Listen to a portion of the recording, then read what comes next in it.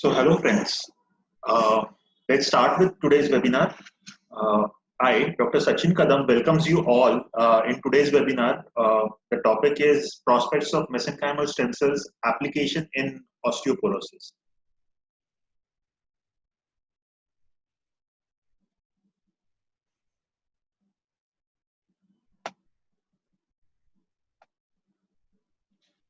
So before we start discussing about osteoporosis, let's talk some well-known facts about human bone, their structures, development and functions.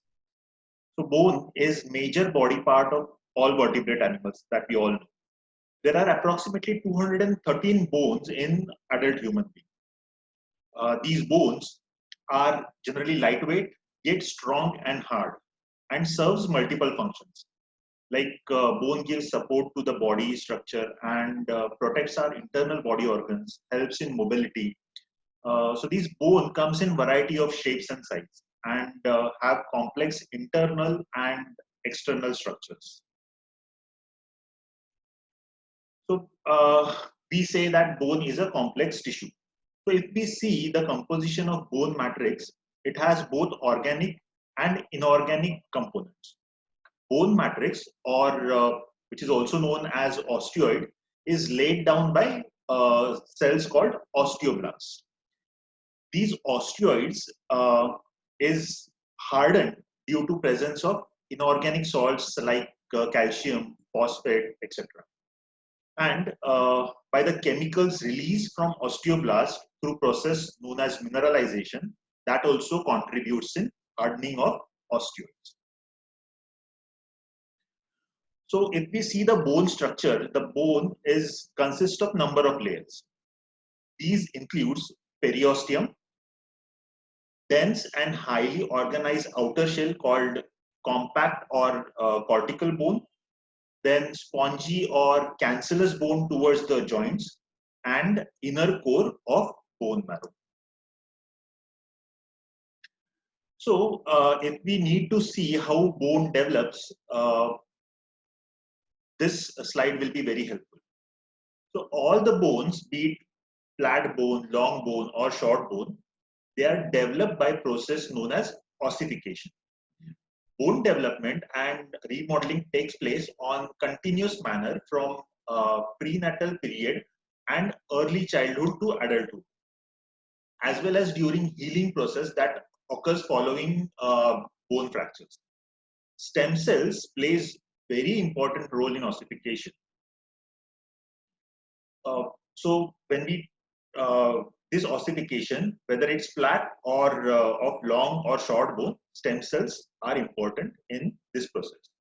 In case of flat bone like skull, the ossification is known as intramembranous ossification. In this, bone developed directly through osteoblast, and these osteoblasts are generally differentiated from stem cells. So from embryonic stem cells, whatever the mesenchymal population of stem cells, the osteoblast is created, and this osteoblast in general give rise to flat bones. So the long bones or short bones of the body formed by process called endochondral ossification. In this, bone forms by replacing hyaline cartilage. The process begins in developing fetus and can be divided into several stages. If you see this particular slide, in this slide, the first figure or a structure is of during 8th week of development cartilage that is secreted by chondroblast. This hyaline cartilage is surrounded by perichondrium. In the next stage, chondrocyte in the center of the model begin to resorb some of the surrounding cartilage matrix. As these chondrocytes enlarge, the matrix begins to calcify and chondrocytes begins to die as nutrient cannot diffuse through newly formed calcified matrix. Next, stem cells within these perichondrium start dividing and they form osteoblast. And compact bone collar is formed during this process around the calcified cartilage shaft. The periosteal bud consisting of capillaries and osteoblast invades into the core of cartilaginous shaft, forming a primary ossification center. The remain of calcified cartilage serves as template on which osteoblasts can build the bone. Bone development extends towards the epiphysis from primary ossification center, that is from center to the ends. Most primary ossification centers forms during 12th week of development. The same ossification process happens in epiphysis, and the secondary ossification centers are formed, replacing the calcified cartilage with mostly spongy bone. As secondary ossification centers are formed, osteoclast resorbs bone with the diaphysis, creating a hollow medullary cavity. When secondary ossification is complete, the cartilage is totally replaced by bone except in two places, one over the surface of epiphyseal as articular cartilage, and another area of cartilage remains between epiphyseal and diaphysis. This area is also called as epiphyseal plate. This is the point from where bone grows in length. In adulthood, this epiphyseal plate is completely ossified and bone growth stops. So, not just in bone formation, as I've mentioned, stem cell plays very important role during repair of bone also. So when there is an injury, say when a mature bone becomes weakened or damaged, the osteocyte adjacent to the weakened or damaged bone die off. Healing of broken bone is stimulated by bone damage. Pre-osteoclast or undifferentiated stem cells from the bone marrow start inflowing into this area. There they become mature and differentiate into osteoblast and reabsorb the damaged bone. Pre-osteoblasts, which are formed surrounding blood vessels and within the bone marrow, are stimulated to mature into osteoblast. Active osteoblast secretes protein matrix to replace the restored bone. The non-mineralized matrix is hardened into the new mineralized bone. So this is how the repair of bone takes place when there is an injury.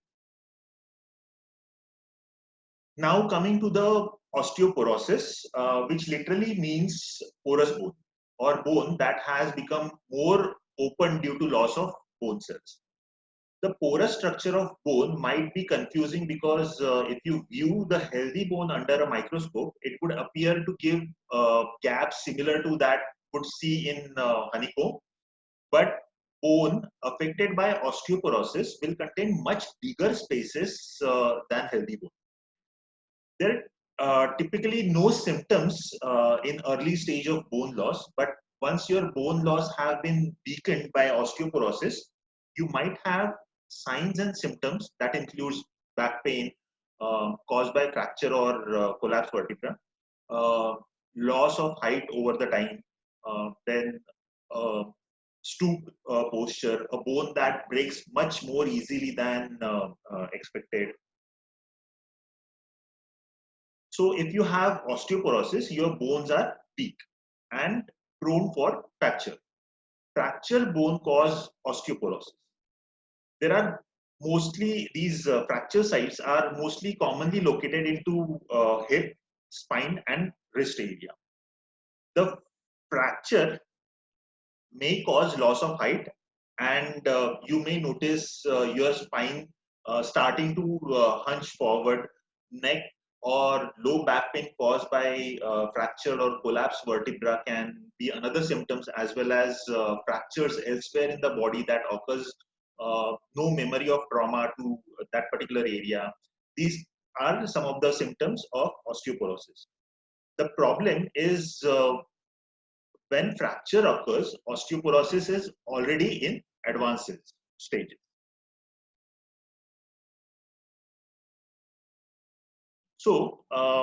If we see the cause of osteoporosis and bone loss, there are many such factors contributing. Few are like stress, environmental factors, diet, lifestyle, genetics, etc.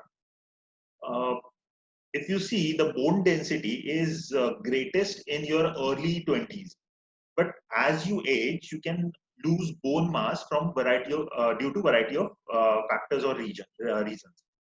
Of these factors, age play a very important role. With aging, hormonal changes also hamper the bone strength.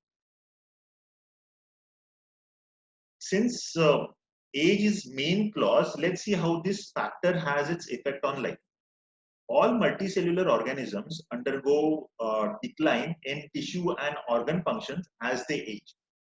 And attractive therapy is that loss in stem cell number and or activity over the time cause this decline. We already have seen how important stem cells are in case of bone development and their repair process also.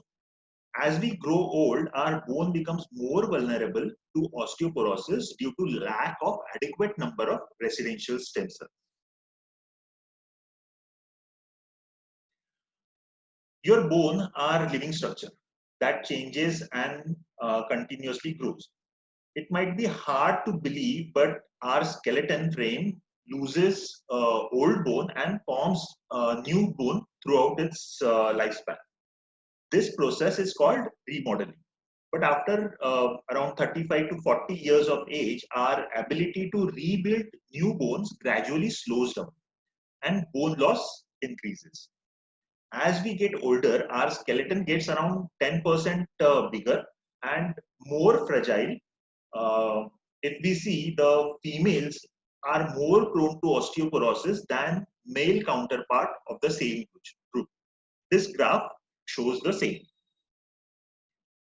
For example, it has observed that estrogen supports osteoblast, which produce bone.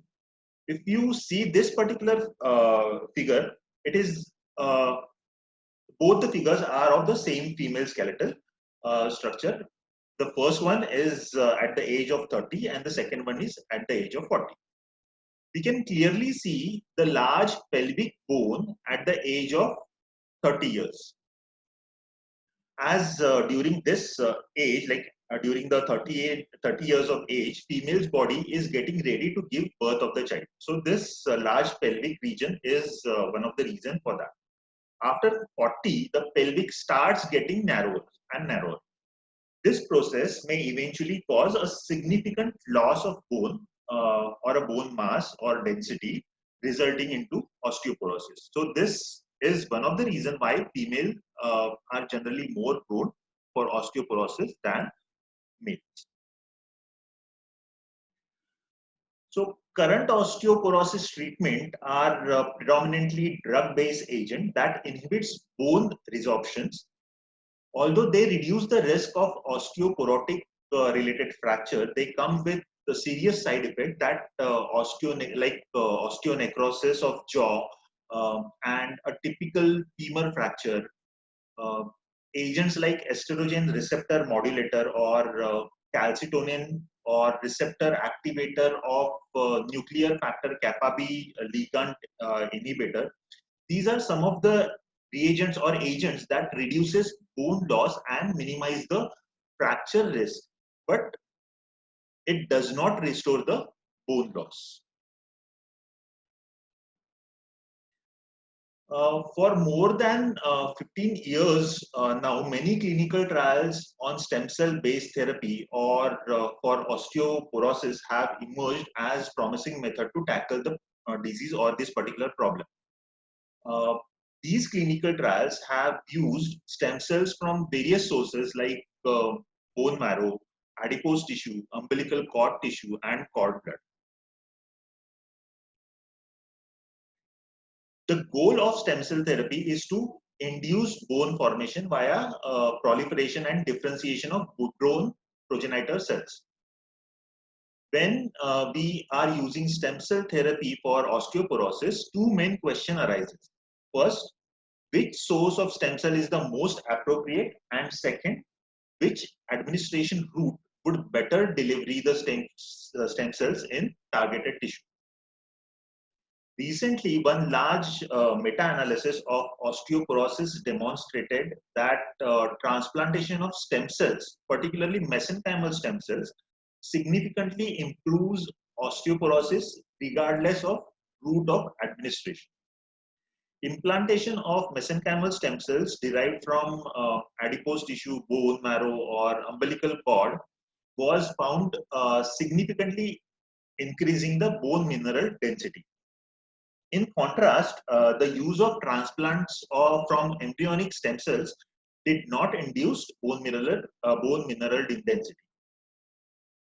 Ideally, mesenchymal stem cells should be administered via systemic transplantation in order to allow them to reach the osteoporotic tissue and to treat osteoporosis. Besides using stem cells directly for the treatment of osteoporosis, variety of small molecules are also used to elicit the endogenous stem cells recruitment to osteoporotic site. It has also been observed that mesenchymal stem cells do not home to bone surface unless they have been genetically modified or are responding to certain stimuli. These stimuli could be injury or bone fracture. In such cases, these small molecules creates affinity for mesenchymal stem cells towards bone and facilitate the attachment of these mesenchymal stem cells, and also helps into differentiation in many cases. So thus, stem cells can help not just improving the osteoporotic case, but it also helps into formation of new bone or bone structure. So we all know that prevention is always better. So to avoid osteoporosis, is it possible? Yes, it is possible. Even if you are not at high risk, there are lifestyle choices you can adopt to keep your bones strong and healthy. One need to follow healthy habits like eat healthy diet, rich in calcium and vitamin D, exercise regularly, then cut out smoking and excessive drinking. These preventive measures are not a guarantee against osteoporosis, but they will significantly increase your chance of maintaining strong and healthy bone. So to summarize, it is easier to stop something happening in the first place than to repair the damage after it happens. It is never too late or too early to start thinking about what you can do to prevent osteoporosis. From the food you eat to the amount of regular physical activity you get, the choice you make impact your health. And this impact is right down to your bone. Hence, let's have a healthy lifestyle and prevent not just osteoporosis, but many other diseases. Here I end my talk and today's webinar. The session is open for discussion.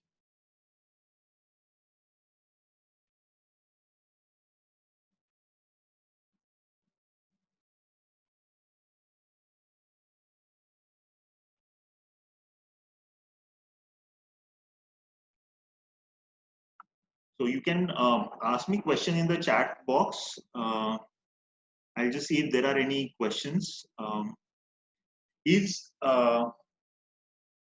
Bikash is asking, is stem cell therapy is a permanent? So yes, Bikash, permanent in the sense, as I have already mentioned, if we go for medicine, they do not treat the cause. There are chances that it may stop the bone reabsorption, but there are secondary complications also, and the reversal is not possible. Whereas when we do a stem cell therapy, bone not only stop reabsorbing, but it also helps into regeneration of new bone. So there is a repair also happens. So you can have a healthy bone in place of diseased bone.